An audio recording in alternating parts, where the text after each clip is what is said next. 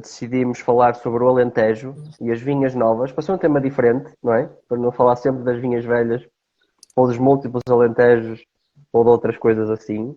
E temos aqui três convidados de luxo: o Luís Louro, o Pedro Duarte e o Fábio Nico. Depois eu falarei com cada um deles mais um bocadinho. E hoje o Alentejo é muito grande, não é? Uma região muito grande e muito conceituada em Portugal, e dava para fazer 50 programas ou mais sobre o Alentejo, porque há muitos temas sobre essa nobre região. Mas acho que foi giro escolhermos esta situação das vinhas novas, vinhas velhas, e aproveitar aqui portanto, também falar alguns vinhos aqui da adega de Monte Branco. Eu ia começar por pedir ao Luís para fazer aqui um enquadramento sobre o teu projeto, o teu trajeto no mundo dos vinhos, e explicares a quem não conhece o que é a adega Monte Branco, por favor. Ok, muito bem.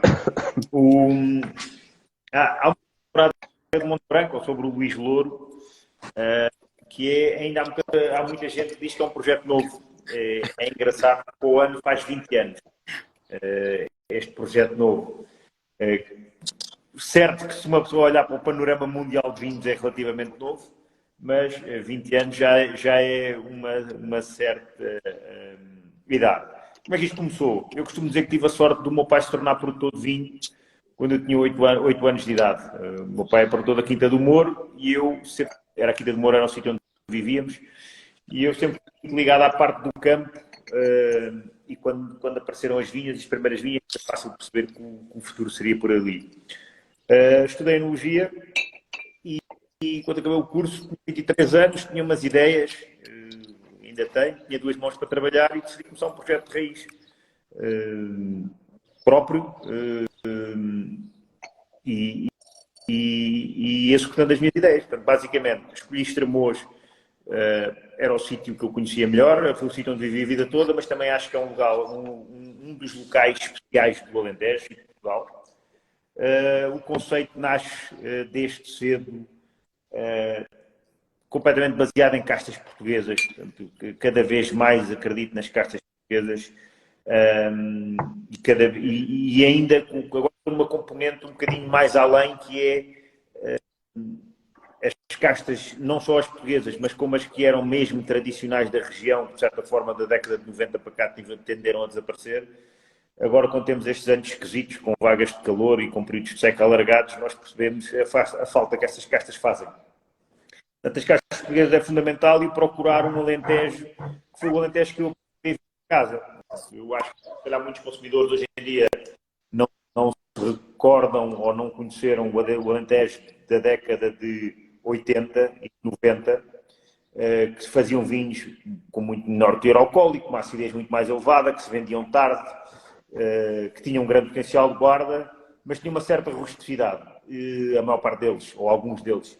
E eu tenho muita influência disso, e aquilo que procuro é procurar esse lado mais fresco, esse lado do potencial de guarda, das castas tradicionais, dos vinhos diferenciadores, dos vinhos que não têm uma urgência de sair muito cedo para o mercado, mas se calhar sem a rusticidade do passado. Pelo menos isto é uma das coisas. A outra questão... e portanto o projeto nasce com estas ideias. Inicialmente só vinhas arrendadas. Eu tinha 23 anos, portanto fui procurar vinhas para arrendar, porque acredito que o vinho faz-se na vinha, e cada vez acredito mais nisso. Fui construindo uma adega, e hoje em dia, portanto, mantenho, se calhar uma pessoa diz, concluí os investimentos na adega, embora uma pessoa nunca pare. Para além das vinhas arrendadas, tenho 28 hectares de vinha própria, e tenho feito uma aposta cada vez mais nas castas tradicionais, nas castas históricas e nos vinhos brancos. E pronto, é isso basicamente. Portanto, as marcas estão... A mais conhecida, que foi a primeira, foi o Alente, depois o topo de gama é Monte Branco. Hoje vamos ver um que é novidade, que é em branco. Portanto, o Monte Branco Tinto faz desde a colheita de 2010. Depois tem um projeto também dentro da adega de Monte Branco, com a Inês Capão, que trabalha comigo há 15 anos, que é enóloga, que é todas as nossas experiências.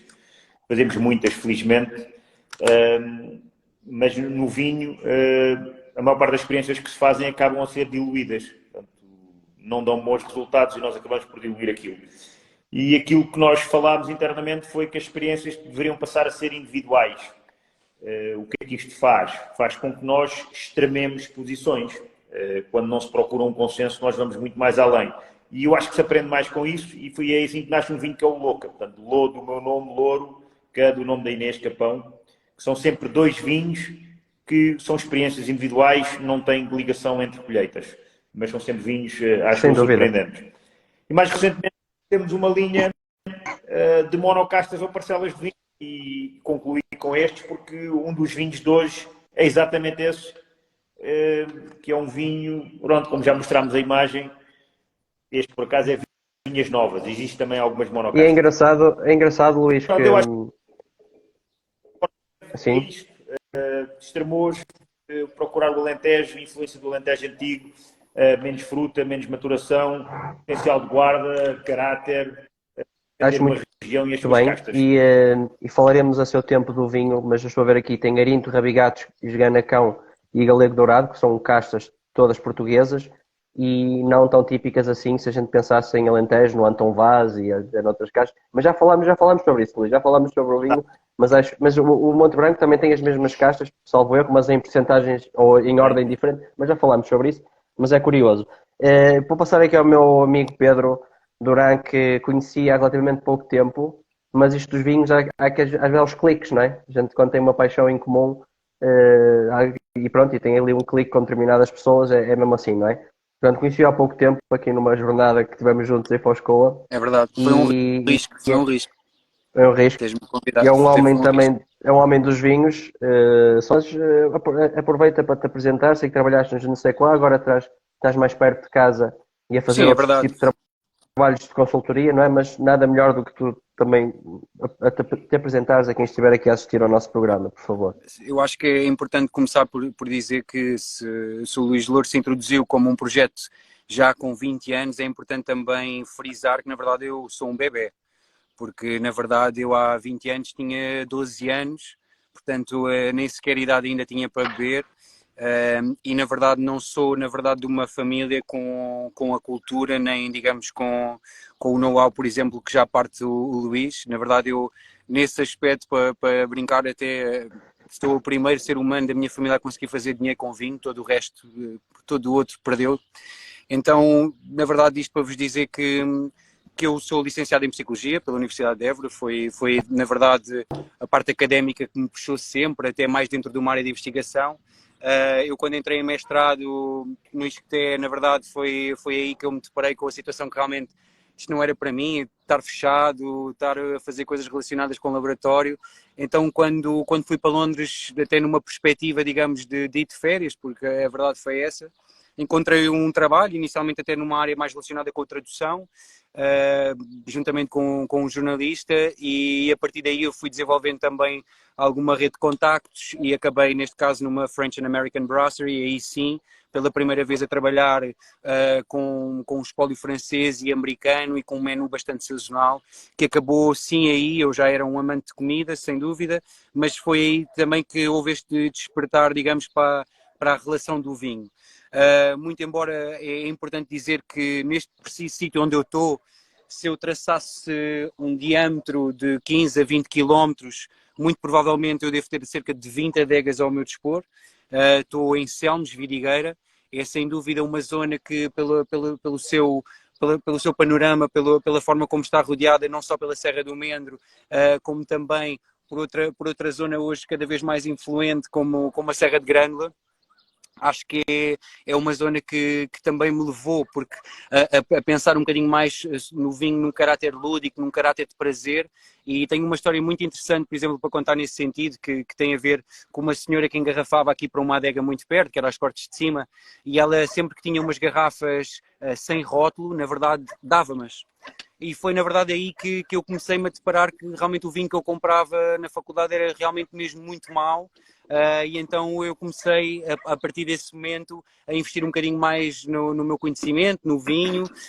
Eu fui tirando algum W7, eu tirei o W7-2, entretanto fui fazendo outros cursos como o curso de Ferramentas, mas isto sempre diretamente ligado à restauração e à hotelaria.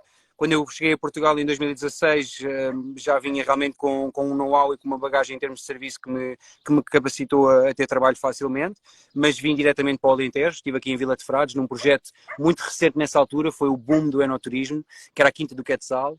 A posteriori, passado um ano, eu fui convidado para trabalhar, neste caso, na Herdade da Malhadinha Nova, pela Rita Soares, inicialmente até mais dentro de uma área da restauração novamente, mas depois muito mais alocada à coordenação e à operação do Food and Beverage, isto já na parte do Country House. E quando no final de 2019, por acaso fui a Lisboa, fui convidado para trabalhar inicialmente nos Nseco Ásia em 2020, onde depois realmente parámos com a pandemia e só em 2021 voltei e neste caso voltei para os Nseco Avenida. Estamos a falar de uma coisa que, como a maior parte de vocês sabem, onde realmente temos a oportunidade de vender coisas que nunca na vida pensamos, mas mais do que isso, para mim, a experiência que se prende com o vinho, mais do que este contexto de conhecimento e de partilha, acaba também por ser a satisfação que eu vejo em poder proporcionar aos outros, digamos, um momento uau. E às vezes não tem muito a ver, isto dizemos já, que não tem muito a ver com aquela coisa da ligação, do fenómeno de ligação, comida e bebida. Eu não sou muito, não acredito muito nessa incrível jornada. É preciso realmente provarmos muito e comermos muito até encontrarmos uma coisa que beneficie de certa parte tanto a comida como o vinho, mas sim eu gosto de ir à procura daquilo que o consumidor me pede, me tenta induzir em termos de gosto, de satisfação, e também trazer as minhas vivências, digamos, do ponto de vista de dar a conhecer que aquilo que são novos projetos ou novos produtores ou então até um novo estilo de empreendedorismo que eu acho super positivo para esta região e que por um lado eu gosto também de trazer para a mesa e como por exemplo o Luís disse, não é? Há muito até aquela tendência de deixarmos que o Alentejo é todo plano. Mas realmente há tantos alentejos dentro de um só alentejo que a diversidade daquilo que eu vou conhecendo vão-me sempre surpreendendo. Oh, E Pedro, então, Pedro, desculpa, e, sim, Henrique. não faz mal, não faz mal. Isso é verdade. Isso tanto dava para um outro programa os múltiplos alentejos, como também a questão da vidigueira, que é outra, digamos, sub-região que também tem vinhos muito interessantes, tal como os termós. Eu vou passar agora aqui a bola ao Fábio, que aqui temos que fazer assim, não é? Porque ele é vice-presidente da Associação de Canções de Portugal, não é? Portanto, é um tipo com uma patente, não é? Um vice-presidente. Eu nunca tive um vice-presidente num programa meu. Acima É? de tudo, temos todos a mesma paixão e somos todos colegas, que é o que eu refiro sempre. Trabalhamos todos em prol do mesmo, de Claro. levar o vinho a um ponto que ele merece, o ponto mais elevado. Pronto, E é muito importante. Exatamente. Já referi essa parte. Hoje em dia trabalho no Convento de São Paulo. Hoje em dia, quer dizer, já há 11 anos. Estou no meio de uma serra, Serra Doce. Portanto, do lado do norte, do lado do sul, está a Regada de Vinhas. Tenho montes de produtores aqui em volta, com quem temos muita ligação, como o Luís sabe. E depois, sou aqui também um embaixador de novos profissionais que existem hoje na área Alentejo. Antigamente, se calhar, o vinho não estava tão cuidado no serviço como está hoje. Isto, agora nos últimos anos, com o aparecimento de cerca de mais de uma dezena de canções aqui no Alentejo. Sim, é verdade. Cada vez há mais profissionais nesta área e em todo o país e eu acho que isso é ótimo. Luís, aqui o tema que eu escolhi e também tinha falado contigo tem a ver com as vinhas novas. Eu se calhar falaria um bocadinho das vinhas novas. Pedia-te para falar que a tua opinião sobre as vinhas novas versus as vinhas velhas e essa banalização que às vezes se dá às vinhas velhas, não é só no Alentejo, no Douro também, mas mais no Alentejo. Encontras vinhas velhas reserva por 5 euros às vezes. Estou a exagerar, mas não estou a exagerar tanto do Alentejo e não sabemos qual a idade efetivamente dessas vinhas velhas. E depois falarias um bocadinho do branco, até porque elenca com o branco isso, não é? O primeiro branco. Isto é o branco, pronto. Falando deste vinho, eu acho que a questão das vinhas velhas, mas olhem para mim e dizem assim, eu não tenho vinhas velhas. Não, de facto, tenho. A vinha mais velha que eu tenho, 32 anos, foi comprada. Que é aqui mesmo encostada à adega, portanto estava aqui uma porção de vinha de um vizinho, que estava à venda, eu comprei. Mas, no entanto, o tema deste vinho é porque sabemos nós que vinha velha pode ser uma coisa especial. Não quer dizer que a vinha só por ser velha seja boa. E o contrário também é verdade. Portanto, se desvaloriza demasiado as vinhas novas, porque só por serem novas não podem dar uvas boas, não podem dar uvas com complexidade, não podem. Certo é que a mesma vinha é melhor em velha que em nova. Mas o que é que eu falar? Há toda aquela combinação daquilo que nós chamamos do terroir, não é? Eu acho que o fator mais importante do terroir é sempre o solo. E eu acho que se o solo for adequado e se as castas que nós lá pusemos certos e se as nossas práticas culturais numa vinha nova, limitando principalmente a produção, forem as corretas, pode fazer grandes vinhos. Mas o tema aqui deste vinho é exatamente fazer, eu acho que uma crítica generalizada à bandalheira. Pronto, a bandalheira começou com as reservas, depois foi para as grandes escolhas, depois é os reservas da família, depois é as altitudes. Agora toda a gente tem vinhas a super altitudes e toda a gente tem vinhas com mais de 100 anos, ou velhas. Pronto. E eu acho que, não tendo vinha velha, o tema merece respeito.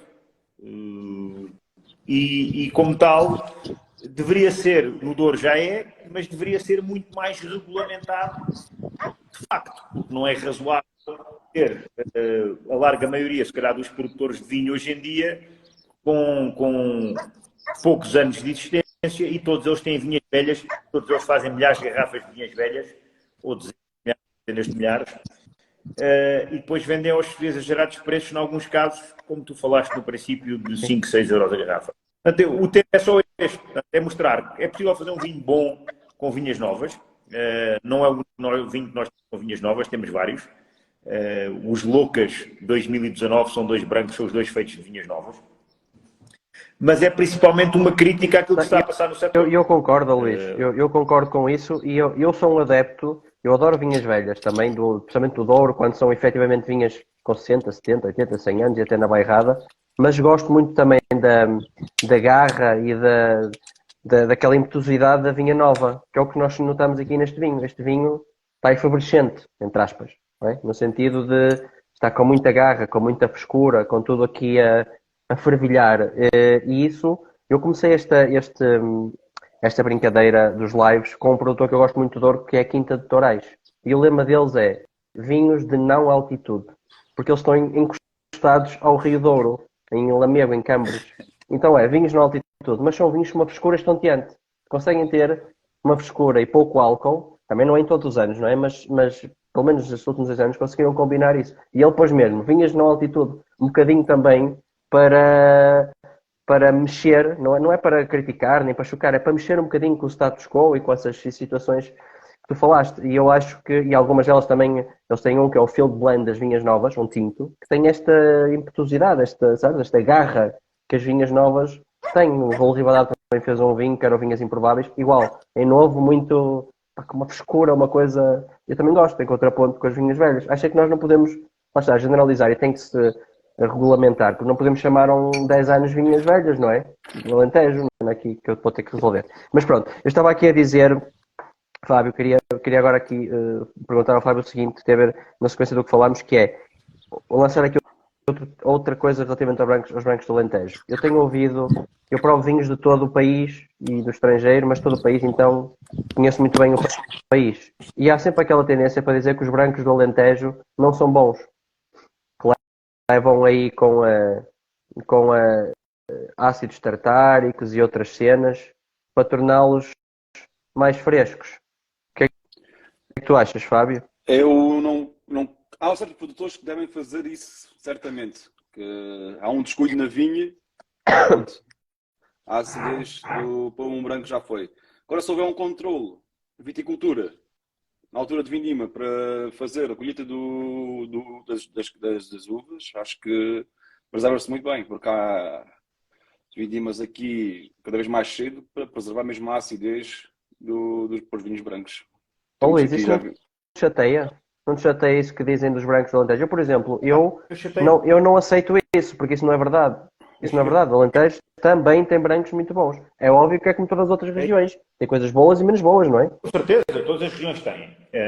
Mas eu chateia-me, de certa forma, a generalização. Pronto, dizer os vinhos do Alentejo são todos iguais. Discordo.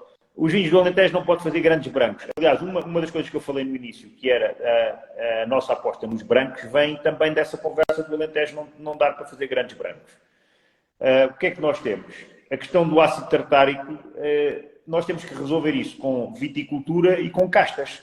E com solos, eventualmente, e com porta-enxertos e com tudo isso.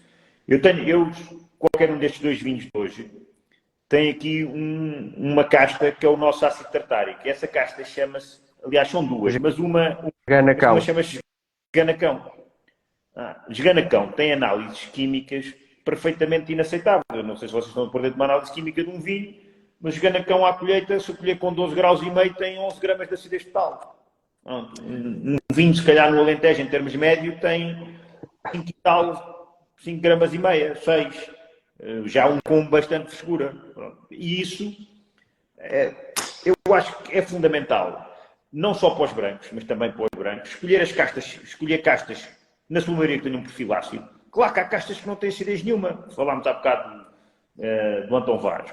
O Antão Vaz tem pessoas que adoram, pessoas que odeiam.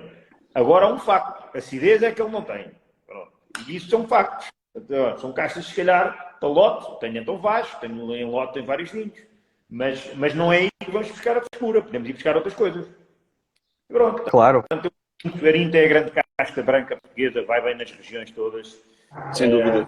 O Esganacão é uma casta, é o Cercial da Madeira, para quem não conhece, tem uma acidez completamente disparatada, é super difícil de viticultura. Também temos Rabigato, uma casta típica do Douro, que mantém uma acidez e uma frescura incrível. E depois temos castas menos ácidas, temos Roupeiro, depende muito da data da colheita, aí vamos àquilo que o Fábio estava a dizer.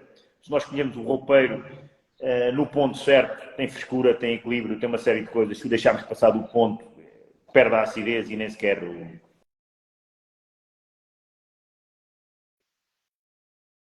Estou? Que aí não é uma casta muito ácida, mas traz outras coisas, muito fósforo, muita pólvora, muita mineralidade. Luís, desculpa interromper. O galego não tem nada a ver com o moscatel galego. Não tem nada a ver com isso, mas não? Acho que não é nada disso. Carcavelos. Ok. As tuas foste buscar a Carcavelos, não foi, Luís? Eu fui, buscar ao Mota Capitão. Mota Capitão, já tínhamos falado disso, é Setúbal, sim, Torrão. E é uma casta também super difícil, mas eu acho que a nível de complexidade é uma casta fantástica. Nós usamos em pequenas porcentagens, é uma casta de lote, no nosso entender, de lote, claramente. A identificação do Vinhas Novas, que ele tem aqui uns particulares muito engraçados. Força! Quem não conhece o vinho. Luís, queres explicar aí um bocadinho do Vinhas Novas? É uma coisa que nós temos feito cada vez mais. Uma das coisas que fazemos sempre é co-fermentações, tanto em branco como em tinto. É uma das formas de ir buscar mais equilíbrio, mais frescura aos lotes, etc. Às vezes misturando até a co-fermentação, às vezes da mesma casta de talhões diferentes. Mas aqui estava a falar de castas diferentes. Às vezes uma pessoa pode colher um ligeiramente mais maduro e outro um bocadinho menos maduro, com muito mais acidez, e isso traz-lhe muito mais equilíbrio. Mas é realmente uma prática comum e transversal a quase todos os nossos vinhos, fazer fermentações de castas misturadas, e em brancos, nestes brancos, não é no alento de colheita, nem no alento de reserva, mas nos brancos topos de gama, chamemos-lhe assim, ou das gamas superiores, fazer curtimenta ou curtimentas parciais é uma coisa que cada vez mais nos agrada.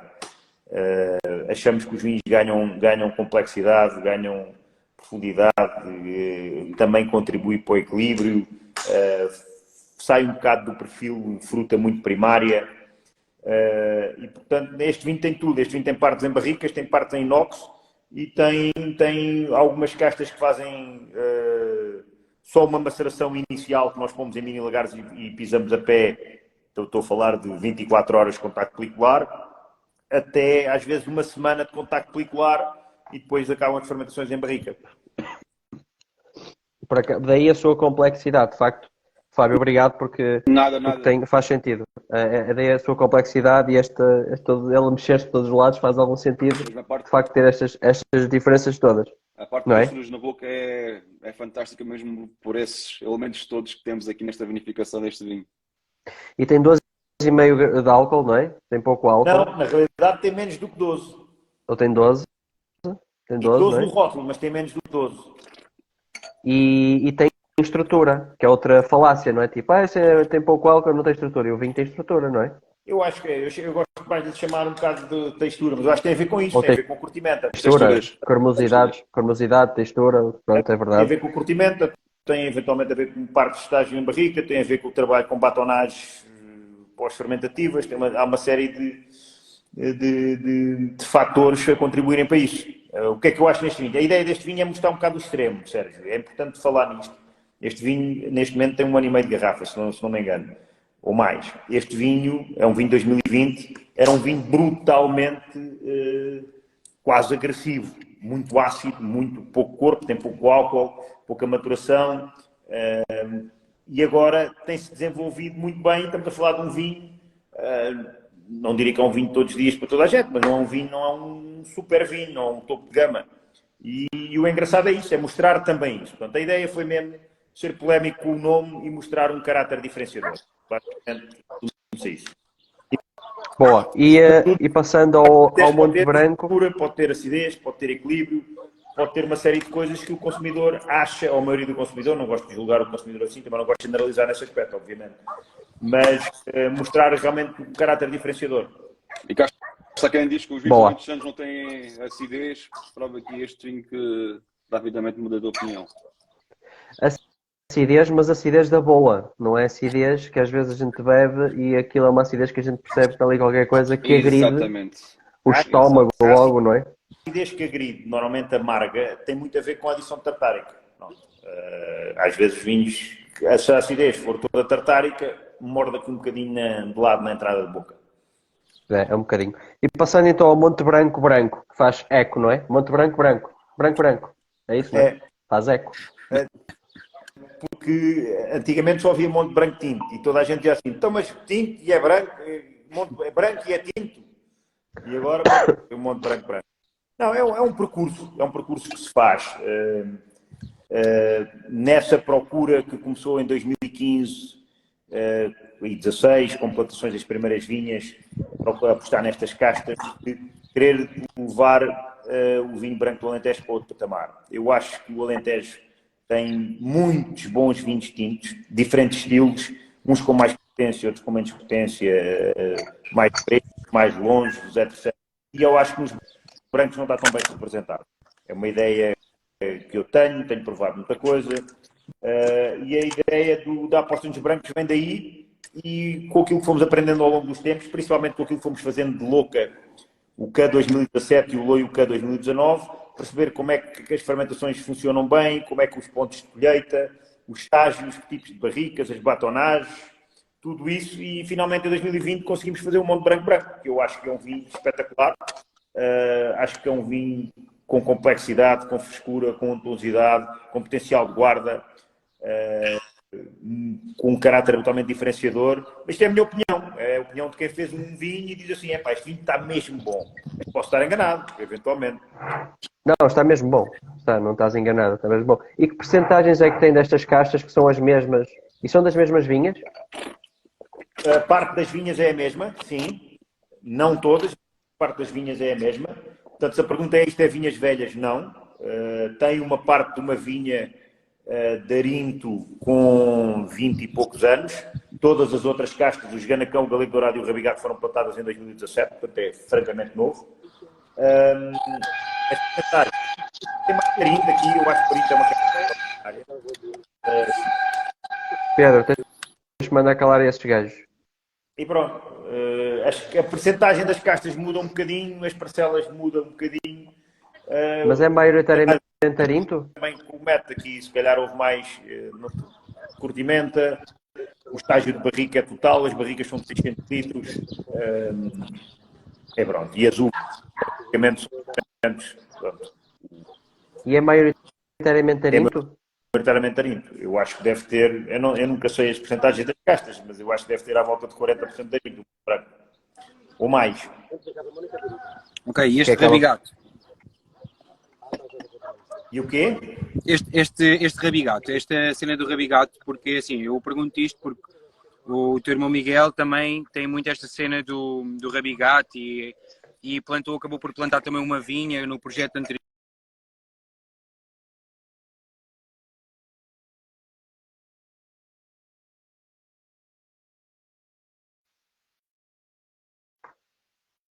Muito bem com esse tipo digamos, de atmosfera que também se sente muito quente, muito abrasiva e, na verdade, eu queria te perguntar se já tens desde sempre rabigato plantado ou se é uma coisa que tu plantaste recentemente, quantos anos tem essa vinha?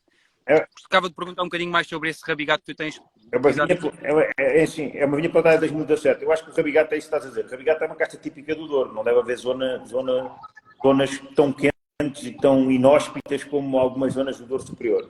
É uma casta de ciclo incrivelmente longo, que é aquilo que é um dos fatores que eu acho mais importante para não ter as castas certas para questões de clima quente, que é ter um ciclo longo. É a primeira casta a abrolhar, de todas as 20 castas que tenho, ou mais de 20, os campos de ensaios tenho mais de 20, é a primeira casta a abrolhar e é uma casta que é muito tardia em maturação. Muito tardia. É uma casta brutalmente vigorosa, vegetativa, esconde totalmente os cachos e é uma casta que nos dá tempo. E isso é muito importante. Enquanto que o arinto é uma casta com uma acidez fantástica, de ciclo longo, mas dependendo dos solos, se forem solos mais pobres, mais delgados de xisto, chega ali a um ponto e passa do verde ao sobremaduro em 4 ou 5 dias. Isso no rabigato nunca acontece. E pronto, eu acho que é uma casta também importante para o Alentejo, em termos de vinhos brancos. Sem dúvida. Ela vai para aí o Alicante do Cheio, Luís. Falando sobre tintos agora, Não, Alicante. Estou a falar da casta rabigato vai aparelho do rabigato, do Alicante. Embora eu acho que há outras que têm, se calhar... Não, estou só a perguntar em termos de maturação. O Alicante também é uma das castas que começa a brulhar muito cedo e é quase a última a ser vindimada. Isso é por isso que eu estou a fazer aqui o emparelhamento de uma e de outra, branco e tinto, serão muito similares em termos de maturação. Era o que eu te estava a dizer, Fábio, castas de ciclo longo. Se reparares, todas as castas de ciclo longo são, ou todas ou quase todas, adaptam-se bem. Eu acho que o Alicante tem isso, embora demora a amadurecer, claro que sim, mas é uma casta que tem que estar muito madura para ser francamente boa. E o rabigato, já não sei se concordo, mas faço o paralelo das duas. Ok. Muito bem. Eu queria aqui perguntar aos meus amigos sommeliers com o que é que vocês acompanhavam ou sugeriam, em termos de comida, estes vinhos. Pode ser um para o Pedro e outro para o Fábio. Vocês já provaram os vinhos? Já. Sim. Então, aqui no Vinhas Novas, eu vou ser já muito sazonal e entrava já aqui com um gaspacho alentejano, tenho que defender aqui a terra, com um peixinho frito. Ou um peixe do rio, ou então um carapauzinho. Epá, eu acho que ficavas só no gaspacho, estás a ver? E eu aproveitava o Adega do Monte Branco para ir buscar um cação frito com uma migazinha de tomate. Eu acho que sem dúvida podia ter cor para isso, mas ao mesmo tempo tem uma elegância, um final de boca também muito seco, o que faz com que, na verdade, a parte da acidez do tomate também acho que sem dúvida prevaleça. Luís, desculpa eu voltar a isto aqui atrás, porque na verdade o rabigato, o melhor rabigato que eu já provei é do Douro Superior.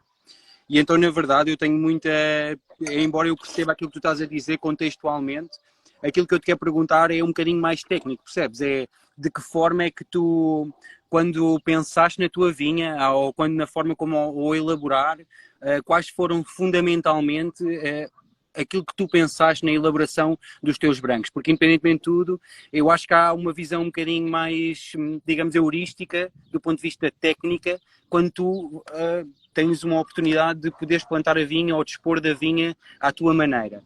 E eu acho que, embora claramente tu faças vinhos com acidez, e eu noto isso, eu acho essa ideia do esganacão incrível, estava a ouvir aqui com muita atenção, acho que isso faz todo o sentido, sabes? Porque continua ainda a haver aqui muita gente a comprar sacos de tartárico e coisas do género, e acho que é bom que realmente isso aconteça e que as pessoas façam experiências nesse sentido. Mas ao mesmo tempo, também acho que é importante, mais do que essa convicção, como tu mostraste, no conhecimento do ciclo vegetativo, é também importante dar a estes as pessoas, não que nos ouvem, mas também àqueles que vão povoando, não só os restaurantes, a abertura para trazer essas novas videiras para cá, porque independentemente de tudo, vejo pouca gente no Baixo Alentejo, mais no Alto Alentejo a fazer isso, mas vejo pouca gente no Alto Alentejo a tomar essas iniciativas, a não ser com coisas que já existiam há muito tempo, estás a ver o que eu estou a dizer? Tipo tinta grossa, moreto, revitalização. E eu gostava de ver como é que tipo, uma pessoa, imagina que eu agora, pá, sei lá, substancialmente apetece-me montar também uma vinha. Epá, e para mim Rabigato também é uma uva que eu acho que incluiria. Mas eu gostava de perceber qual foi a tua análise, tipo, desse ponto de vista, não só para tu ires buscar acidez, mas também em termos da compleição do teu vinho, o que é que tu querias, tipo, quando a fizeste, estás a ver? Quando o trouxeste para cá. Não sei se é uma pergunta parva ou não, mas é uma pergunta que eu tenho para enólogos como tu. Sim, não, ou queremos de facto, acreditamos acreditamos nas nossas ideias e queremos executá-las, e acreditamos que o Alentejo é diferenciador e que o Estremoz é diferenciador e que pode fazer grandes brancos, e então vamos arriscar, ou então procuramos o caminho mais fácil, que é plantar as castas que são fáceis de viticultura, que dão vinhos porreiros, que toda a gente gosta, investir no marketing, vendemos milhões de garrafas, e é um caminho em que se faz dinheiro. Agora, teria prazer nisso? Teria. Portanto, procurar a diferença, procurar experimentar, está na gênese, na minha gênese, na forma de estar. A segunda coisa, quando olho para as castas, que castas escolher, é fácil. Vou logo, elimino, só escolho portuguesas. E depois, dentro das portuguesas, aquela se escolha por vinhos que gosto, que acho que dá grandes vinhos, mesmo que seja noutras regiões, que tenham climas parecidos, não é? Chardonnay não é português, obviamente, mas também não faria sentido para mim plantar Chardonnay no Alentejo, porque estamos a ir buscar castas de regiões, onde a grande região de Chardonnay é uma região fria, trazer para um clima quente. Acho que isso pode não funcionar. Procurar a segunda casta, procurar o ciclo vegetativo. Ciclo longo preserva muita acidez, dá grandes vinhos noutras regiões com climas parecidos, sim ou não? Não dá, mas continuamos a acreditar, desde que preserva a acidez. Tem bom potencial de guarda, também é importante. Okay. E, de certa forma, isto tem aquela particularidade de arriscar. E depois a aprendizagem é rápida, porque como no vinho nada é barato, quando nós nos enganamos, mantemos isso na memória e vamos aprendendo com isso. Embora, se a escolha tiver sido errada, demora muito tempo a trocar, não é? Mesmo que uma pessoa decida reenxertar uma vinha, a vinha tarda em dar uvas. Por outro lado, até acertarmos, demora tempo. Nós no vinho, ao contrariamente a quase todos os outros produtos, só podemos experimentar uma vez por ano. E apesar de experimentarmos uma vez por ano, se o clima for completamente diferente daquilo que estávamos à procura de aprender, podemos não ter aprendido sequer. Exatamente. Sérgio, quando achares que eu me devo calar, é só dizer isto também. Faço tipo... Não. É na boa. Só que eu tenho aqui uma coisa para terminar. Pá, porque na verdade uma pergunta, podes fazer ao Luís. Okay. Mas depois tenho aqui mais uma coisa que queria terminar. Mas, é só porque, na verdade, o tema era vinhas velhas, vinhas novas, não é? E eu, por acaso, eu trago sempre alguns exemplos e até fui tentar saber, não é? Eu acho graça porque eu fui tentar saber ao pé da CVR se havia realmente alguma estimativa de quantidade de vinho que era produzido, um bocadinho também para responder àquelas perguntas do sentido de percebermos quanto vinho se faz de... Mas às vezes é este trabalho que eu queria também emancipar, que é de experimentação, de tentativa e erro, e que na verdade há dias de grande sorte, ou anos de grande sorte e anos de grande azar. Eu lembro-me ontem uma conversa que estava a ter com um enólogo, o Nuno, que tem o Botão, e num terceiro ano de baga ele fez um vinho que eu nunca mais me vou esquecer, e é um vinho que provavelmente eu tenho, espero que dure muitos anos na adega, mas é um vinho completamente que nunca na vida poderia acontecer. Um vinho de baga, Alicante Pechê e tinta miúda. Num terceiro ano de baga, numa replantação de tinta miúda e num Alicante Pechê consistente, mas que até foram restos que foram utilizados. E na verdade, o que é que deu? Deu um vinho completamente desconcertante, completamente fora daquilo que é o habitué de nós encontrarmos, ainda para mais num Alentejo que nem IGP era. E eu acho que ao mesmo tempo também gosto sempre de deixar esta nuance de que se nós formos buscar aquele perfil sempre muito comercialão, muito contextualizado, muito pensado, eu acho que isso, óbvio que nós temos que ter um projeto, mas mais do que ter um projeto é importante também termos enólogos assim, no sentido de que, pá, eu gosto desta maneira de pensar, gosto desta maneira de trabalhar, o meu objetivo é ter os melhores vinhos possíveis e que durem o máximo de tempo possível. Mas algo que saia fora do normal, seja por acidez, seja pelo álcool, seja pelo corpo, não vale a pena continuarmos a tentar fazer coisas tipo normais, porque o normal já toda a gente o faz. E então eu acho que é importante termos vinhos realmente como estes, que não são nada representativos daquilo que se vê até hoje, mas que ao mesmo tempo acabam por, para mim, ainda para mais como não sou nenhum embaixador, mas sou uma pessoa muito orgulhosa deste terroir e deste sítio. É pessoas como tu que eu realmente quero provar os vinhos para sempre, não? Porque realmente estão com ótima qualidade no carro. Pedro, mas a questão é que o Luís pode fazer e é um caminho que escolheu, pronto, e ainda bem, e eu também, e ele está aqui não é por acaso, é porque eu também gosto de produtores que fazem coisas diferenciadoras e que potenciam a região naquilo que é o melhor que pode ser. Agora, em todas as regiões há caminhos diferentes e produtores com caminhos diferentes, que pronto, cada um faz a sua vida como quer, e obviamente que estes vinhos são vinhos para determinados apreciadores, não é?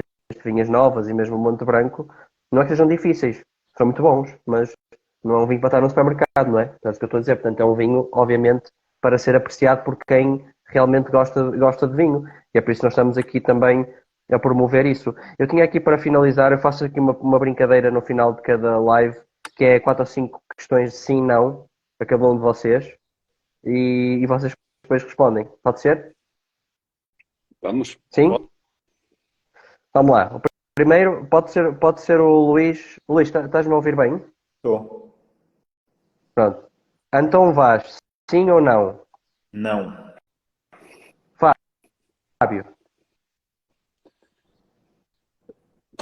Talvez.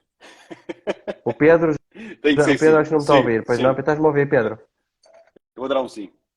Eu perdi o Pedro outra vez. Deixa-me tentar outra vez. Ele também está ali num sítio cá fora, não ajuda. Porque o Antão Vaz é aquela casta. Lá está. Eu vou, Da eu vou, dar amor um, ódio. vou dar um sim por respeito aos produtores que, pronto, querem fazer sempre o melhor e não posso dizer o que não, mas é um caminho complicado de trabalhar o Antão Vaz e mostrar o verdadeiro lado do Antão Vaz. E cá está, com pequenos descuidos em vinha, às vezes ocorrem desgraças e é o que falamos já aqui hoje. E outra casta, Alvarinho, por exemplo, que estão outros produtores a utilizar bastante em lote, sobretudo aí no Alentejo. Sim ou não, Fábio? Não. Luís? No Alentejo, não. Essa é curiosa, porque há muita gente a usar o Alvarinho. E depois há aquela facção dos não é os portistas, é os Monção e Melgaços, não é? Ei, meu Deus, atira a nossa casta! Ah! E portanto acho giro isso. Exato, porque o Alvarinho não demonstra o que ele é aqui neste terroir, neste Alentejo. É isso mesmo. Mas não confere frescura aos vinhos daí do Alentejo? É o que dizem. Mas não. Por total, traz muita fruta. É uma caixa mais de exuberância, mais, não é? Traz tudo menos frescura. Vai muito tropical. Exuberância aromática, não é? Sim. Muito. Mas vendem muito com a cena que era o tempero para dar frescura, muitas vezes, quando é em lote, não é? É só o nome Alvarinho. Não faz, dá frescura. Sim, e claro que se for junto com outras caixas menos frescas, claro que sim. Outra que eu tenho aqui é espumantes no Alentejo, sim ou não? Luís? A resposta óbvia seria não, mas eu acho que talvez sim. Mas não da forma como se anda a fazer. Porque não há, já vou passar ao Fábio, porque não há um espumante do Alentejo assim, não estou a dizer que há, não é? O Rocinho faz, a Cartucha faz e outros fazem, não é? Mas não há assim um espumante super hiper top, não é? Ou há, que eu não conheço. Há aquele Convés, que é aquele Herdade de Lisboa, está a fazer, o Ricardo, os gajos fazem vinhos fixos. Há coisas muito interessantes. É no Baixo Alentejo. Mas o que é que eu te ia dizer? Eu acho que o espumante tem Olá, Inês. Estão-me a ouvir Desculpa, ou não? estava a Inês. Estou sim, estava a dizer olá, Inês, porque está a Inês Capão, que está aí a aparecer também. Problema que é feito. Pronto, nós fazemos espumantes fantásticos em Portugal, principalmente na Bairrada, e vendem-se por preços inacreditavelmente baixos. Fazer um espumante é uma coisa cara. E há uma perspectiva, do meu ponto de vista, muito virada para o mercado, que vamos vender rápido.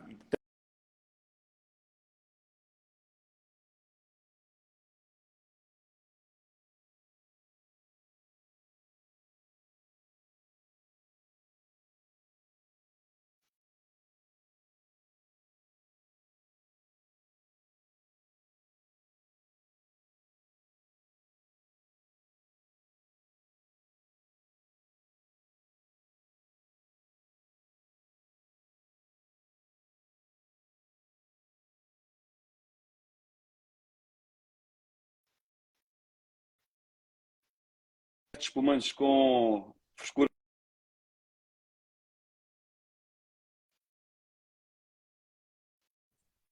Cuidado com a viticultura, o tempo de vindimas.